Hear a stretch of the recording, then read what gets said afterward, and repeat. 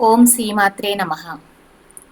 దేవుళ్ళకి ఏ మాలను వేస్తే కోరిన కోరికలు వెంటనే నెరవేరుతాయి, ఐశ్వర్యం కలుగుతుందో తెలుసుకుందాం. ప్రతి ఒక్కరూ దేవుణ్ణి పూజిస్తారు. సాధారణంగా ఇంట్లో దీపారాధన చేసేటప్పుడు పూజ గదిలో దీపం వెలిగించి దేవుని మంత్రాలు చదువుతూ పూజలు చేస్తాము. అలాగే దేవాలయానికి వెళ్ళినప్పుడు దేవునికి కొబ్బరికాయలు తీసుకొని వెళ్తాం. ఇవన్నీ ప్రతి ఒక్కరూ చేస్తారు. కానీ విశేషమైన పుణ్యఫలం దక్కాలంటే కొన్ని ప్రత్యేకమైన మాలను తయారు చేసి దేవుడి పటాలకు వేసి లేదా దేవాలయానికి తీసుకువెళ్ళి దేవుడికి సమర్పిస్తే ఎంతో సంతోషంతో కూడిన లాభం కలుగుతుంది. అలాగే మనం కోరుకున్న కోరికలన్నీ కూడా వెంటనే నెరవేరుతాయి.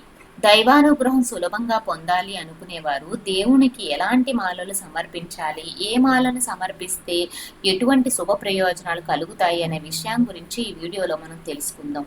ముందుగా ఈ వీడియోకి ఒక లైక్ కొట్టి ప్రతి ఒక్కరూ కూడా జై శ్రీరామ్ అని కమెంట్ చేయండి.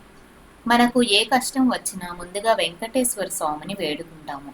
వెంకటేశ్వర స్వామికి అత్యంత ప్రీతికరమైన మాలలలో తులసి ఆకుల మాల ఒకటి.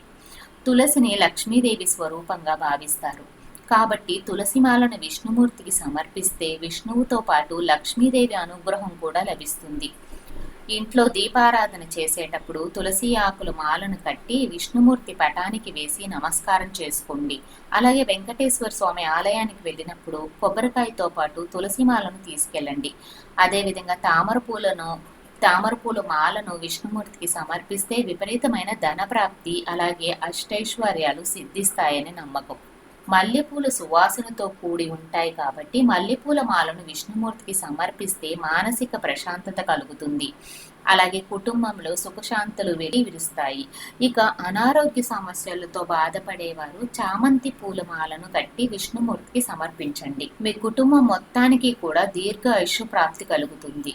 దీర్ఘకాలిక అనారోగ్య సమస్యలన్నీ కూడా తొలగిపోతాయి. సంపూర్ణ ఆరోగ్యం కలుగుతుంది. అలాగే చాలా మంది ఇళ్లలో శుభకార్యాలు సరిగ్గా జరగవు, ఏదో ఒక సమస్య ఏర్పడుతూనే ఉంటుంది. అలాంటి వారు మామిడాకు తోరణాలు విష్ణుమూర్తికి సమర్పించండి. శుభకార్యాలు దిగ్విజయంగా జరుగుతాయి. మీ ఇంట్లో సానుకూల వాతావరణం నెలకొంటుంది. లక్ష్మీదేవి ఐశ్వర్యానికి ఆదిదేవత. మన ఇంటిపై లక్ష్మీదేవి ఆశీర్వాదం ఉంటే చాలా మంచి జరుగుతుంది. మన ఇల్లంతా కూడా కనక వర్షంతో నిండిపోతుంది. కాబట్టి లక్ష్మీ కటాక్షం సులభంగా పొందాలి అనుకునేవారు ఎర్ర గులాబీ పూలను మాలగా కట్టి లక్ష్మీదేవి చిత్రపటానికి వేయండి. మీ ఇంటి ఆర్థిక సమస్యలన్నీ తొలగిపోయి మీ ఇంటి ఆదాయం కూడా విపరీతంగా పెరుగుతుంది. అలాగే లక్ష్మీదేవికి తామరపూల మాలను సమర్పిస్తే కోరిన కోరికలన్నీ కూడా వెంటనే నెరవేరుతాయి. ఒక అత్యంత శక్తివంతమైన మాలలలో యాలకుల మాల. 21 యాలికలను దారానికి గుచ్చి లక్ష్మీదేవి చిత్రపటానికి వేయండి. జీవితంలో డబ్బు కొరత ఏర్పడకుండా లక్ష్మీదేవి అనుగ్రహం వెంటనే లభిస్తుంది. అలాగే ప్రతి శుక్రవారం దీపారాధన చేసేటప్పుడు మట్టి గాజులను దారానికి కట్టి లక్ష్మీదేవి చిత్రపటానికి వేయండి. ఆడవారికి సుమంగళి ప్రాప్తి కలుగుతుంది. మీ భర్త ఆయుష్ పెరుగుతుంది. అలాగే ఏదైనా అమ్మవారి దేవాలయానికి వెళ్ళినప్పుడు తప్పనిసరిగా నిమ్మకాయలు తీసుకొని వెళ్ళండి. నిమ్మకాయ మాలను అమ్మవారికి సమర్పిస్తే 7 తరాల ఐశ్వర్యం మీ ఇంటి కుటుంబానికి లభిస్తుంది. కుటుంబంలో ఎలాంటి కష్టాలు ఏర్పడకుండా ఉంటాయి.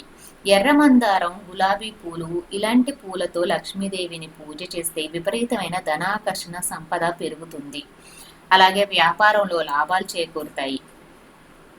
ఇక అప్పుల సమస్యలతో ఇబ్బంది పడేవారు మల్లెపూల మాలను లక్ష్మీదేవికి సమర్పించడం వల్ల అప్పు సమస్యలన్నీ క్రమక్రమంగా తగ్గిపోతాయి.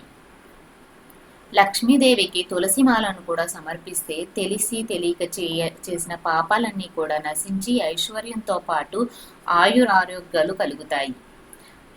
ఇక శివుడికి పూజ చేసేటప్పుడు భక్తులు వివిధ రకాల మాలను సమర్పిస్తారు. శివునికి సమర్పించవలసిన మాలలు, వాటి వల్ల కలిగే ఫలితాల గురించి ఇప్పుడు తెలుసుకుందాం. శివుడికి అత్యంత ప్రీతికరమైన మాలలలో రుద్రాక్ష మాల ఒకటి.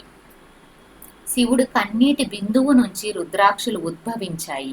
రుద్రాక్షమాలను శివునికి సమర్పిస్తే సకల పాపాలు నశించి మోక్షం లభిస్తుంది. అలాగే మానసిక ప్రశాంతత, దీర్ఘాయుషు లభిస్తుంది.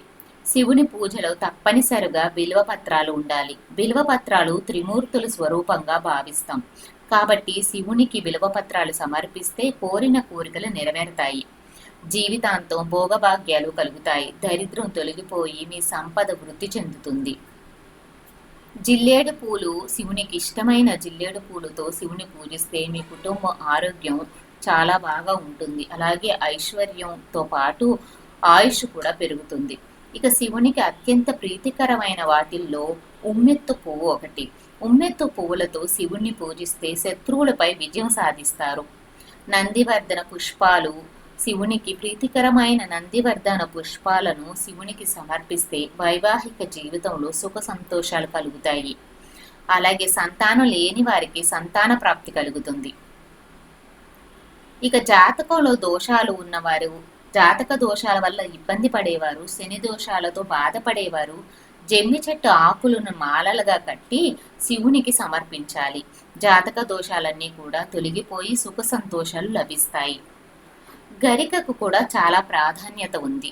శివునికి సమర్పిస్తే అకాల మృత్యువు తొలగిపోతుంది. హిందూ మతంలో గణపతి ప్రధాన పూజ్యుడు.